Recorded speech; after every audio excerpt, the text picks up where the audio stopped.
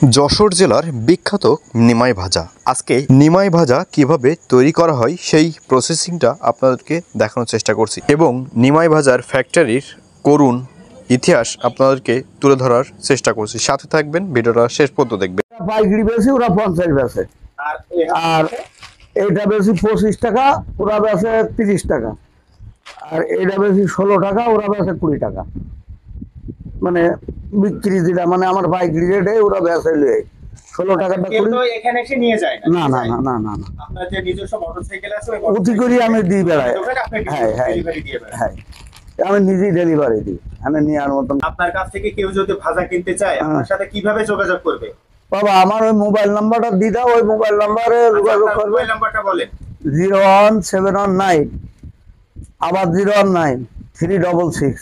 এই নাম্বারে যোগাযোগ করলে হ্যাঁ, আমার কাছ থেকে নিমাই ভাজা নিতে এইটা আমার কাছে থাকে সব সময়। পারবেন। এটা কি ভাজছেন? চিড়ে বা এই চিড়ে দিয়ে কি তৈরি করবেন? চানাচুর ভাজা, কি চানাচুর ভাজা? নিমাই ভাজা। নিমাই ভাজা, ওই যে আমাদের ঝিকর গাছার নাম করা বিখ্যাত যে নিমাই ভাজা, সেই নিমাই ভাজা। হ্যাঁ বাবা। এই নিমাই আপনার কি হন? বাবা উনি কি বেঁচে আছেন? আছে। কিন্তু এখন এই ভাজাটা মূলত তৈরি করেন আপনি নিজে হাতে? হ্যাঁ হ্যাঁ হ্যাঁ, মূল কারিগর আপনি?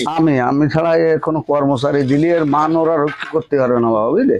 আচ্ছা, কি কি জিনিস লাগে এই নিমাই ভাজা তৈরি করতে কাকা? বুটির ডাল, বাদাম, চিড়ে, বিভিন্ন গরম মশলা, বিট লবণ, এইসব আর কি। এখন আপনার এই ব্যবসার কি অবস্থা একটু বলেন তো? অবস্থা ভালো না বাবা। কারণ কারণ মালপত্রের জিনিস, আপনি কথা বললে হবে না, না, ইনার কথা বলতে হ্যাঁ। হবে, ঠিক আছে? মাল জিনিসের দাম সব হয়ে গেছে দ্বিগুণ বাবা, বুঝলে। হওয়ার কারণে এতে পড়তা নেই, আমরা তো ব্যবসা ছাড়িয়ে দিস করলে চলে। এখন এই দীর্ঘন কিছু খরিদ্দার আছে যাদের নিয়ে চলি, একটা উপলক্ষে তাদের তো কম বেশি দিতেই হবে, নাই তো ভাজা আজ 29 হিসেবে যেমন ভাবি না যে এত ব্যস্ত সাত লস, যেটা সত্যি কথা। 60-70 টাকার বাদাম এখন হয়েছে 200 টাকা কেজি, বুঝছো। এতে শান্তি নেই বাবা। এখন কি করব, মাঠঘাটে জমি জায়গা চাষবাস করি, গরু বাছুর পালি, কি করব, এতে আর মজা নেই। যে গরম তেলের ভিতরে চিড়া দিচ্ছেন, তাই তো? হ্যাঁ হ্যাঁ।